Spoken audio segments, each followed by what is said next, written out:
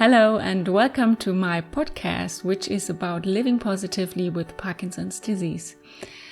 My name is Kathrin Wersing. I live in Germany, and I started this podcast about 2 years ago because I was diagnosed with Parkinson's at the age of 40, and I was looking for positive stories about PD. In my podcast, I talk to experts, people who actually live with PD and their family members. I started with 50 inspiring people in Germany, Austria and Switzerland. And this year I'm happy to welcome guests from all over the world to my podcast. So there are now some episodes in English language as well. And this is one of them. So for today's podcast interview, I virtually traveled to Canada and met the wonderful Larry Gifford. Larry is a professional talk radio director, a passionate podcaster, and a dedicated advocate for people with Parkinson's. But most of all, he's a wonderful person with a lot of charm, humor, and a big heart. So join me and meet Larry Gifford. I promise you won't forget this interview.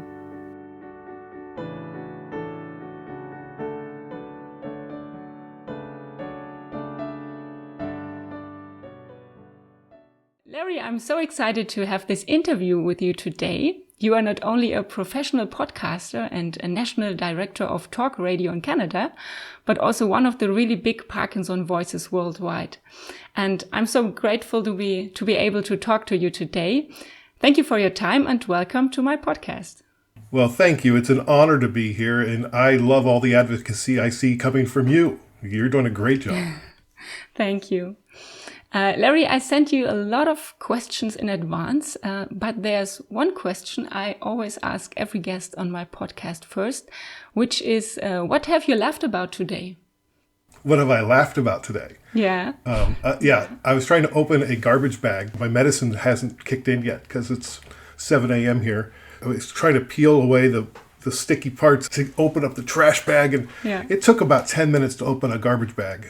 So I was laughing at myself for that this morning. Okay, but sometimes I think it's better to be laughing about things than being worried or angry about it. Yeah, that's the right way, especially with Parkinson's. Yeah, I stopped halfway through to start making a cup of coffee. I'm like, this is going to take longer than I thought. So I took the trash bag down and I started making a cup of coffee, and then I came back to it. That's great, yeah. So let's dive into the topic of Parkinson's. For a start, I would like to go back with you to the time when you received the diagnosis. When was it and how did you experience that time? Yeah, so I was diagnosed in August of 2017 officially, but I had had symptoms gathering now on retrospect for about 10 years. Okay. And as a stubborn male who doesn't like to go to the doctor, I just kept making excuses that I was overweight or that I was getting older, and this was just part of life. So I walk a little different, so I can't use my hands as I'm not writing as well. Like all these things that we all know now as symptoms of Parkinson's, at the time I dismissed as individual issues that probably just part of aging or part of being out of shape, until the tremor came, and then my son encouraged me to go to the doctor, and so I did. And at first they thought I had MS, so I went through a number of tests with a MS neurologist, and he told me that the good news is that I don't have MS, but that likely it's Parkinson's. And at that point he put me on levodopa, but then he made an appointment with a neurologist for Parkinson's. Okay. By the time I got to see that neurologist, the medicine had already started to working. And so they're like, yeah, that's how we're going to diagnose you. And it's likely Parkinson's. And I'm like, what do you mean likely? Is there a test we can take? He goes, there's only one test in the world we could give you to confirm what exactly you have. And that's an autopsy. Okay. Yeah, which I was like, well, okay, I'll pass. We don't need that. That's how I found out about my diagnosis. And we were kind of prepared for it to be Parkinson's, but from when I first met the neurologist in January to then when I met my Parkinson's neurologist in August, I started the grieving process then and continued it for another probably 8 months before I was really able to accept the diagnosis. Yeah, I also felt that way when I heard that I have Parkinson's. And in the beginning, I thought my life was going to end and that I won't be able to see my children growing up. And it's definitely not easy to cope with Parkinson's. So what helped you in the coping process? Well, my wife, and mostly just my immediate family at first.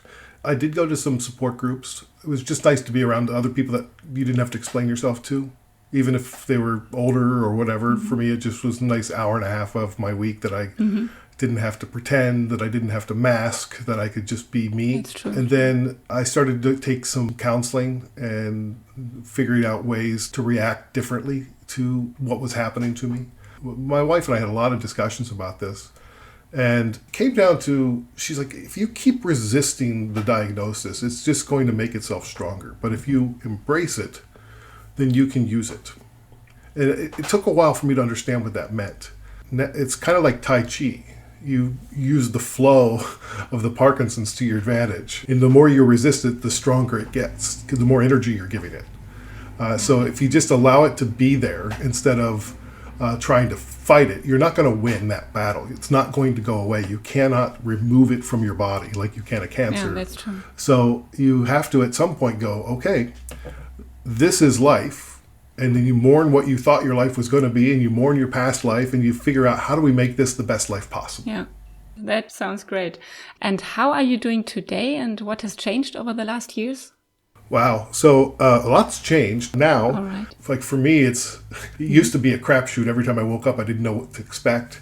And now I'm feeling like I'm hitting a plateau, which is exciting, because I've been diagnosed now 5 years, and every day seemed like an exhausting journey. Now I still take naps and I get exhausted, and all the issues, the ups and the downs. I'm on 22 different pills a day, and I take a lot of medication in order to be where I am. But it took a while to find the right balance, the right meds. And you have to work with your neurologist, and you have to work with your pharmacist, and you got to work with your whole care team to really figure out what it is. And for me, it was finding the activities that were going to stimulate me, that I would enjoy. So the improv for Parkinson's is one of the things that I really enjoy, because it's laughter. We do it on Zoom. We also do it in person at times. And it's just a hoot. And then I also participate in, obviously, the PD Avengers, which is very rewarding. I get to meet people like you all around the world and really advocate on behalf of the people with Parkinson's, and hopefully eradicate it for the future generations. And then, and then there's all sorts of interesting opportunities that pop up along the way. People I get to meet, the conferences I get to go to, places to go speak, in addition to my full-time job, which is radio. And I love radio. So the things that I've really prepared my focus down, just the things I love to do. It's empowered me to sort of start checking off some of those things that I said, someday I want to, someday I want to, someday I want to. Today's the day. Yeah. That's true. I was diagnosed 2.5 years ago. And in the beginning, I also felt very insecure and didn't know what I have to expect and what is going to come next week or next month. And I think I got a lot of calmer, because I realized that Parkinson's is not so fast going on in my body. Of course, we never know what is going to be tomorrow, but nobody does know that. So I think it gets somehow easier when you find the right balance. I'm with you in that, yeah. Yeah, and let me just add to that. So there are doctors who believe that for some diseases there's a honeymoon period. And there is for doctors. Like the early stages of Parkinson's for a doctor is a sort of a honeymoon period, because there's not as much to work with. But for the patient, there's no honeymoon. That's true. Because we're just finding out about it. It's a shock to our system. Every time we go to the doctor, he's giving us more medication or more therapies or more, and we feel like it's getting worse every time we go to the doctor, because there's more and more things he's giving us or she's giving us. And in reality, they're trying to start you off at the lowest possible base of medication, and like they don't want to give you too much to do. They don't want to give you too many things to take. And they just want to slowly amp that up so you get to where you need to be. And they do that for everybody, as far as I've heard. And so it feels like I must be getting worse because they're giving me more medication. But what they're trying to do is just slowly get to where it's the right balance. And it can take up to 2 years to find that. And so, but they don't explain that clearly, at least not my neurologist. I sort of had to ask a lot of questions, like, am I just really bad? Like, I don't feel like I'm getting that worse, but every time I come here, like, you're giving me more meds. And so we had a good talk about that. And so I think people misunderstand what more medication means because they're not used to taking a daily med. Like I never took a daily medicine in my life until I had Parkinson. Yeah, neither did I. And then to have that increased every 6 months for 2 years, you're like, what is going on? Yeah. But they're really just trying to slowly bring it up so they can find out where your threshold is. Yeah, it's a quite good way you explained it, I think. And I also felt that way when I heard I'm in the honeymoon period now. I really thought, what a crap. It's not feeling like honeymoon at all. And I always thought, well, if this is honeymoon, so what is going to be not honeymoon? And then so I think you get really afraid of what's coming next. I don't like that word either. And I also think it's so important what you said, that we need to talk to our doctors and therapists because we know how we feel and they don't know that. We have to explain it, but we have to be talking on the same level. And therefore it's important to learn about the disease as much as possible for us. Well, and this is really one of those rare diseases where everybody's Parkinson's is different. So there is no protocol. There's no standard treatment. There's no, oh, well, you've got this type of Parkinson's. Here are the 2 options you have. Like, no, it's a practice. As they say, medicine is a practice. And so what we have to do is we have to be as engaged in that process with our doctors as we possibly can be, because what they're going to try to do, they can't make everything feel better. So you have to go in there and assert yourself and say, here are the 3 things that are giving me the most grief now. How can we help me with that? Because if you give them 15 things to do, they'll choose the easiest 3 to address. But they might not be the things that are bothering you. They're just things that are happening. So that was my mistake up front. I was keeping a journal. I'm like, well, I've got all these things happening. He's like, okay, what's the one thing that if you could fix now, can address? And let's take them one at a time. Yeah. And so really make sure your doctor knows exactly what is giving you the most grief, whether it's depression, or whether it's anxiety, whether it's bowel movements or bladder control or tremor or gait issues or whatever it is that's bothering you, then speak up. Yeah, true. Let's go into another topic. You already said that you are a part of the PD Avengers, not only a part, but one of the founders. And I think I heard your name for the first time in connection with the PD Avengers. And you founded it together with Tim Hague and Sonia Mathur. And it's a worldwide movement these days. And for anyone out there who doesn't know about the PD Avengers, what is it about? So the PD Avengers is a global advocacy group for Parkinson's. And so we are individuals, so it's 5,400 people strong right now in 93 different countries. And we have 105 organizations worldwide that have collectively committed to working together, collaborating, and increasing the urgency to end Parkinson's and increase the focus on making the lives of people with Parkinson's better. The work that we're doing today to end Parkinson's likely won't help me down the road because science takes a long time to happen. But what I want to do is I want to end it so nobody else has to get it. And then I also want to live the best life I can possibly live. And in order to be an advocate, you have to take care of yourself and you have to really be engaged with your own health process and you want to be at your strongest. So we built the PD Avengers on wellness, advocacy, and research. And those 3 pillars are really what is at the base of the PD Avengers. And we aren't like most groups. We sit on top of all of the organizations around the world and we bring them together. So every month, representatives from all these 100 organizations get together and we talk about, what can we do collectively, simultaneously, to make our voice louder and bigger around the world. Or just individual groups will say, hey, we're doing this thing over here. Do you want to join us here? They help solve each other's problems. It's just getting them in the room and talking. And then we also have a monthly meeting for the PD Avenger individuals where we update them on advocacy opportunities. We launched the Spark in April for World Parkinson's Awareness Month. But it's a year-round thing. You can go to worldparkinsonsday.com right now, and you can download and spread the Spark. And a lot of people did.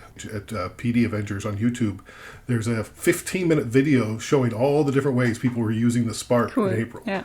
And it's just delightful. We're just really trying to raise the awareness, raise the urgency, and light a fire under some of these researchers and doctors. We've seen what they are able to do when everybody says, oh, this is an emergency. We've all lived through COVID. The way that the science community came together, the way the governments just sort of erased red tape, everybody started working together to solve this issue. Well, this is a pandemic, so let's make Parkinson's next, and let us take the diseases one at a time. Yeah, true. Yeah, wonderful. I could listen to you all day. You're talking so enthusiastic. That's wonderful. You also say that we all have a superpower. What do you mean by that? First off, the name was created of the first meeting of this group. Okay. We invited 12 people to a Zoom from around the world that are big advocates, and we didn't tell them who else was invited, and we were going to talk about the book Ending Parkinson's Disease, which had just come out at the beginning of the pandemic.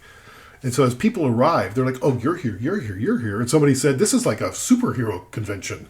And somebody else said, yeah, we're like the Avengers. And somebody goes, no, we're the PD Avengers. And that's how it started, and we hadn't even started the meeting yet.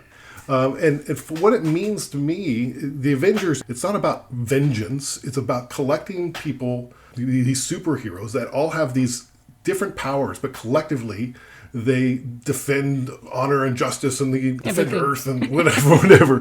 What we're doing is we're bringing all of our talents together, our superpowers. It's the thing that you do that's easy for you that it's hard for other people to do.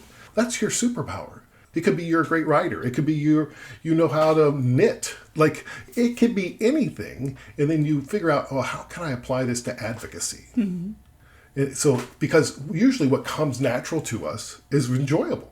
Yeah, that's true. And I think the really great thing that the PD Avengers do is bring everybody together worldwide. And this is the thing that we didn't have before. I think every country, every area, even in Germany, we have so many groups and organizations who don't work really together. And I think it's so important, as you said, to speak with one voice and to connect. That's why I joined the PD Avengers, because the spark really got into me as well. Well, and I'll tell you, I just looked this morning, there is almost 400 people in Germany that are PD Avengers. Cool. That's cool. Which is great. And you guys have done some, what's the name of the group there? I always mess up the name. Schluss mit Parkinson? Yes, Schluss mit Parkinson's. You guys have done a terrific job of getting the word out, and so I really appreciate that. Our philosophy is think global, act local. There's no way I can know what's going on in each community around the world. The needs are so individualized that we can't solve everybody's problems. What we can do is focus everybody on solving one issue at a time, or giving a theme and then working through that theme, however it is that will benefit your community the best. And so when people say, what can I do? I turn it around on them and I say, what can you do? Look around. What's the big issue? How do you solve it? And it's really just about empowering people to do the work that needs to get done. Yeah, that's true. And what we did to get started with our Schluss mit Parkinson group, which is the translation of Ending Parkinson's Disease, we started a special challenge this year in which we try to inform people about the Parkinson's, to motivate people to move, because movement is one of the really big things we can do to slow down the process of Parkinson's. And that was really amazing what happened. We thought maybe there are 50 people who join, but we had more than 1,000 people joining us in Germany, Austria and Switzerland. And it's been really a great movement. And that's also part of the PD Avengers. And we are really proud to be part. And you now are the